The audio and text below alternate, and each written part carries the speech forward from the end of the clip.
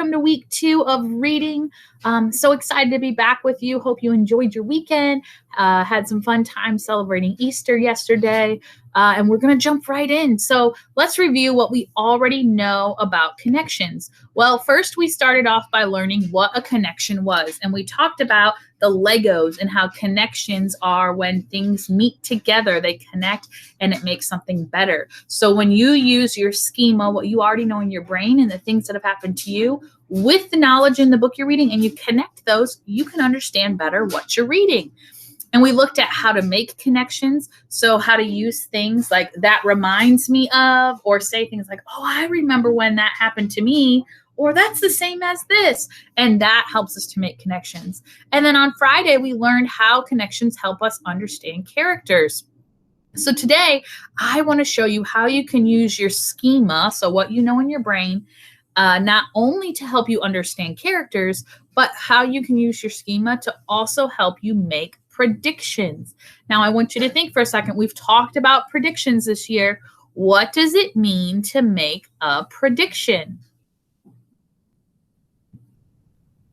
Right. A prediction is when you make a guess about what you think will happen. It's really important when you make a prediction or an inference, we've called them, that you use what you already know in your brain. You don't just want to say, oh, I think it's going to rain today.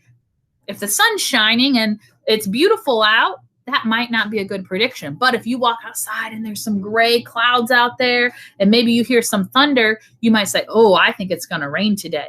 That's a prediction based on what you see.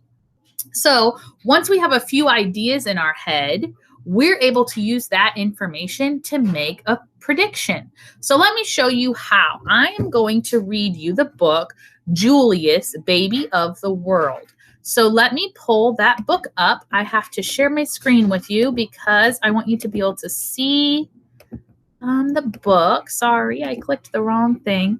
So we're going to read this book. It's called Julius, Baby of the World. And if your class has read Chrysanthemum, this or Lily's Purple Plastic Purse, these are all by the same author, Kevin Henkes.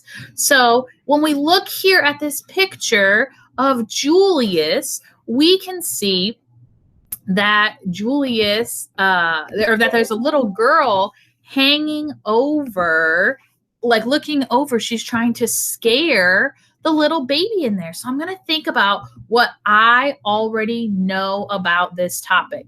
So this book is probably about a family who has a new baby. And I know lots of things about new babies because last year, a couple months before this, I had a new baby. So I know things about new babies.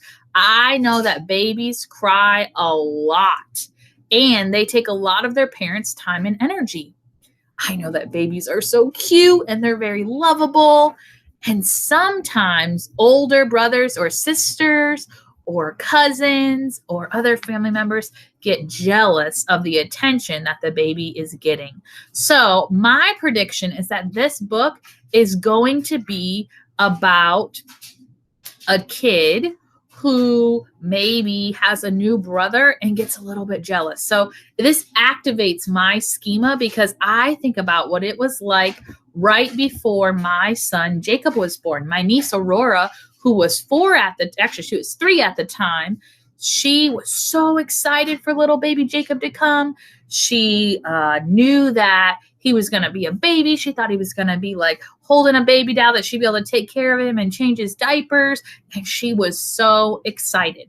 So I'm going to use my schema about that and think about how I think this little girl is feeling. And I think she's probably really excited to have a new baby brother. So we're going to start reading this book. And as I read, I want you to think about what you think is going to happen next, because those are predictions. So again, this book is called Julius, the Baby of the World, and it was written by Kevin Henkes. Before Julius was born, Lily was the best big sister in the world. She gave him things. She told him secrets. And she sung lullabies to him every night. So far, my prediction's correct. She's so excited that there's going to be a new baby. After Julius was born, it was a different story. Lily took her things back. She pinched his tail, and she yelled insulting comments into his crib. I am the queen, said Lily, and I hate Julius. I'm a little confused here now because now I see that her feelings are starting to change. So you know what? I'm going to think back to when Jacob was born. Before Jacob was born, Aurora was so excited. But after he got here, she was a little bit jealous because everyone wanted to hold the new baby and she wasn't the baby in the family anymore. And a lot of her toys and blankets and things that had been at grandma's house got used for baby Jacob. And this made her a little bit jealous. And she wasn't so happy that he was here anymore. So I think and I predict that this is what's going to happen with Lily. Let's keep reading to see if my prediction is true. But her parents loved him. They kissed his wet pink nose. They admired his small black eyes. And they stroked his sweet white fur. Lily thought his pink nose was slimy. She thought his small black eyes were beady. And she thought his sweet white fur was not so sweet, especially when he needed his diaper changed. Julius is the baby of the world, claimed Lily's parents. Disgusting, said Lily. So give me a thumbs up or a thumbs down. Is my prediction correct that that Lily is getting jealous of her baby brother? Yep, I see lots of thumbs up because Julius is jealous of him. Let's keep reading. Lily had to share her room with Julius. After Julius goes away, I get my room back? She asked. Julius isn't going anywhere, said Lily's mother. And he didn't. He stayed and stayed and stayed. Lily was supposed to be very quiet while Julius slept. After Julius goes away, can I talk like a normal person again? She shouted. Julius isn't going anywhere, said Lily's father. And he didn't. He stayed and stayed and stayed.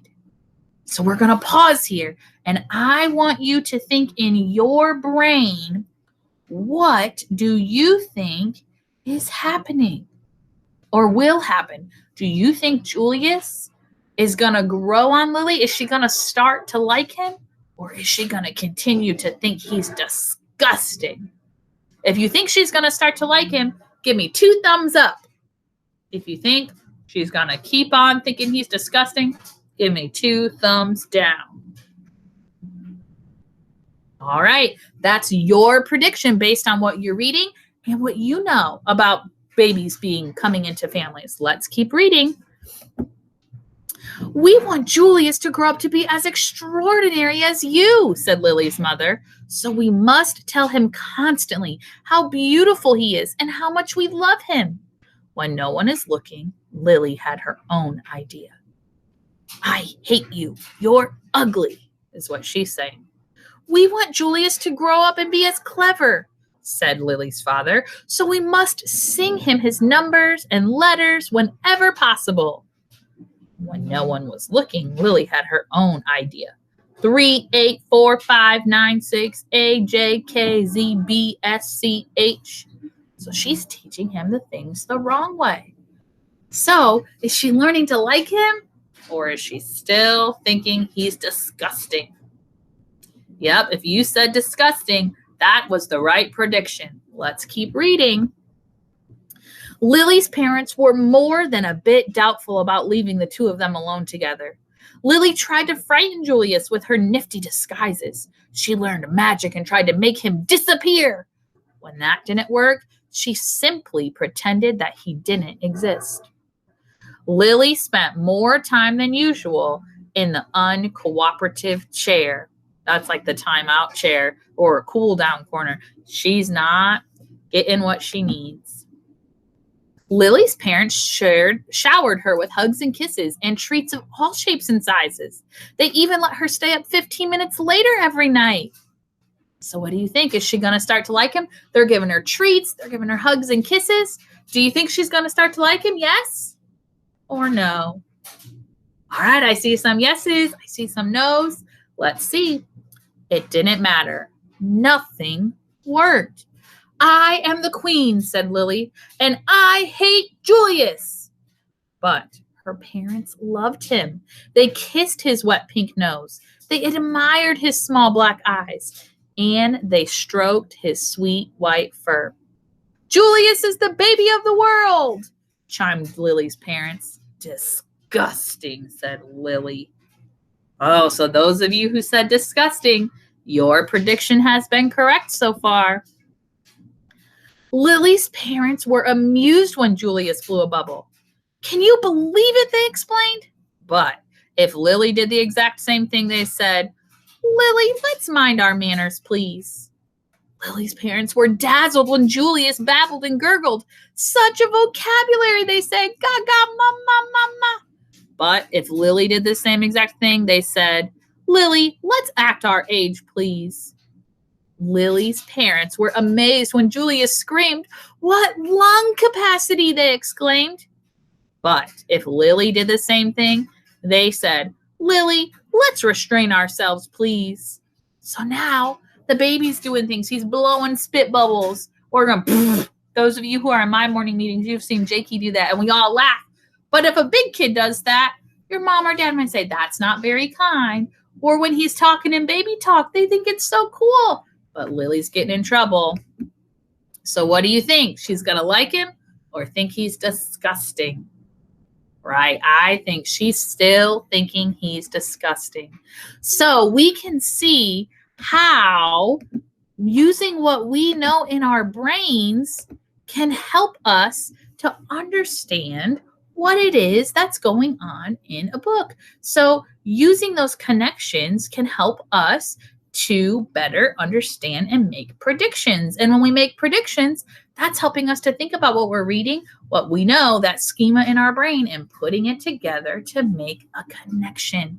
So you just did that. So today, as you're reading, I want you to make some connections with what you're reading. So again, you can think about the things that have happened, what it reminds you of, things that are the same. You can make some predictions, and I want you to fill that out on your Making Connections worksheet today in your packet. This is the same connection worksheet that we used all last week. So draw a picture of what your connection is to the book you're reading and write the words on there so we know what your connection is.